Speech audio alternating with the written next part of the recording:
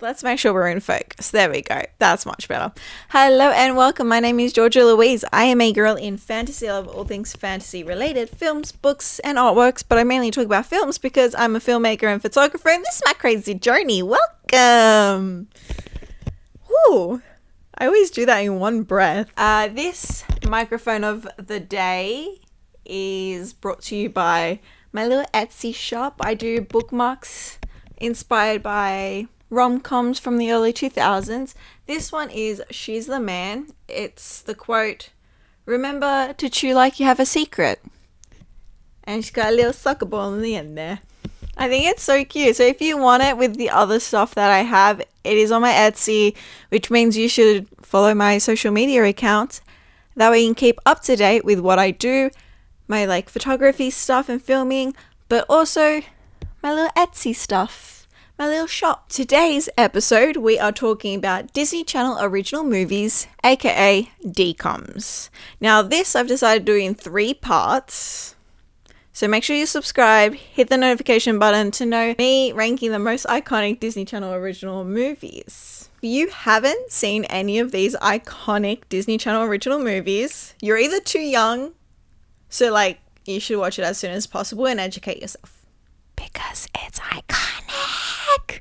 They're literally my childhood. I grew up on these shows. This is prime. I was there during the prime of Disney Channel.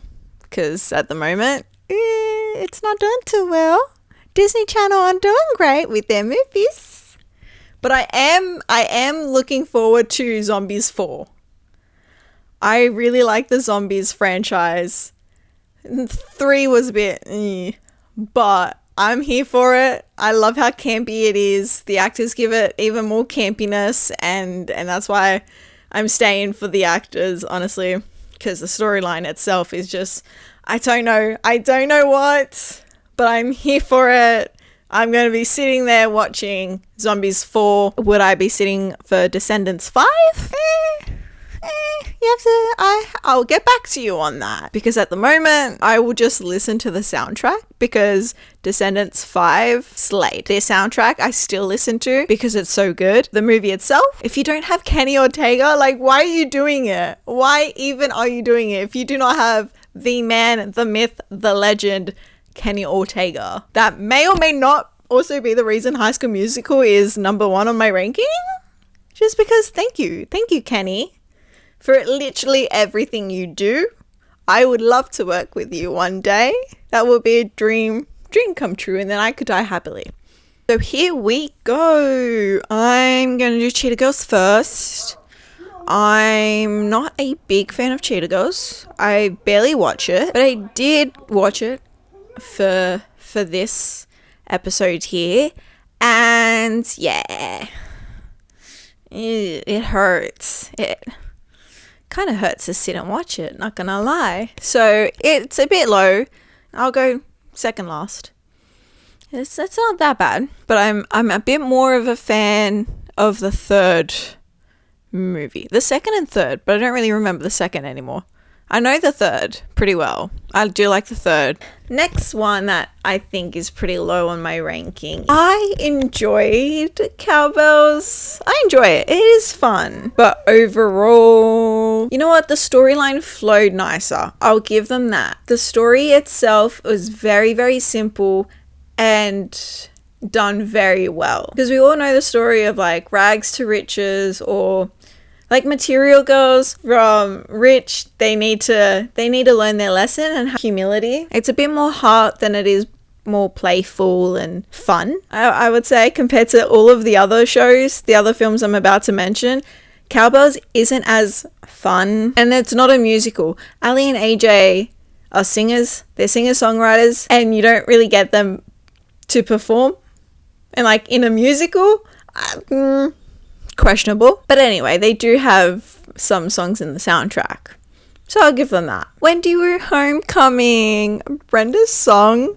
Oh, she was prime Disney. This film in itself, I really, really enjoy it. I still watch it almost every October, because it gives a bit more of a fantasy vibe. October's very Halloweeny fantasy. So I appreciate this movie a lot more. I like the film. I like the stunts in the film. I like the fantasy element based off legends and urban myths. I like that stuff. Camp Rock. Oh goodness, Camp Rock. So Camp Rock is silly, goofy, and not in a good way. At least with Teen Beach Movie, and the writing gives how campy and silly and goofy the film is in a grounded way with context. Camp Rock, don't do that. There's no groundedness in how silly and campy the film seems to want to go in that direction, but don't succeed. I think in the second one, they definitely succeeded a lot better, but not in the first. The first one is just, what is this? Don't get me wrong, I still watch it. It's still fun and silly and goofy to watch. The songs are great. And everyone loved Joe Jonas. Lemonade Mouth. I love Lemonade Mouth. Determinate still is a banger. I don't care what anyone says. Maybe I should do an episode where I rank the songs of these DCOM movies, because Determinate, Chef's Kiss, No Notes, I still listen to it. When I need to get in that mindset, I put that song on straight away. It is phenomenal. But the film itself hits for a Disney Channel musical. So for this film to be what it is a bit on the darker side of Disney Channel original movies. It reminds me of what they used to do in the 90s. That type of storytelling where it's a bit more gritty and a bit more raw, and that's why it's higher on my list than Camp Rock and the other ones, because it is just gripping and incredible storytelling. They're written in the way that it flows naturally. We get to see the other characters and their POVs and what they go through, how it all ties in together in a story flow. Chef's Kiss, No Notes. A god level top tier. I gotta have my High School Musical. High School Musical. I'm cutting that out. I'm not doing that. High School Musical by Kenny Ortega. What more can I say? Everyone knows this. Everyone should know this. I will be teaching my kids this film. I will be putting it on literally every single day until they get sick of it, because I'm not sick of it. It is so good. So good. It is campy, but so grounded that you don't realize how campy it is until you get to a certain age and rewatch it, and you're like, what was I thinking back then? But it still hits. And High School Musical, the series. I was going to say Chef's Kiss, No Notes, but then there's a few things. There's a few things I would have done a little differently, aka season 2. Still, I loved High School Musical. I loved the series, the whole franchise, 1, 2, and 3. I used to be such a big fan of 2, but now that I'm older, I appreciate 1 and 3 so much more. Can we just say thank you to Kenny Ortega? That brings me to my next one, Descendants. Also, thank you, Kenny Ortega.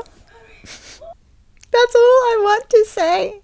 Okay, I've literally seen everything that man has directed, created. I'm waiting for something new to come up, because he's been on hiatus for ages now, and sir, you need to come back, please. Thank you. Top tier, because Chef Kiss, No Notes, 1, 2, and 3. Chef's Kiss, No Notes, please and thank yous. I'm happy. That is all I can say. It is iconic, it is campy, it is grounded. It's just phenomenal, amazing, great. I don't know what other words I could use. And then I have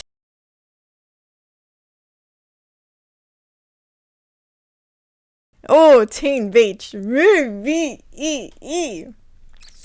Not directed by Kenny Ortega, but Chef's Kiss, No Notes, 1 and 2. Well, those are my rankings for iconic Disney Channel original movies. Stay tuned for part 2, where I'm going to do underrated Disney Channel original movies that I think should deserve more hype.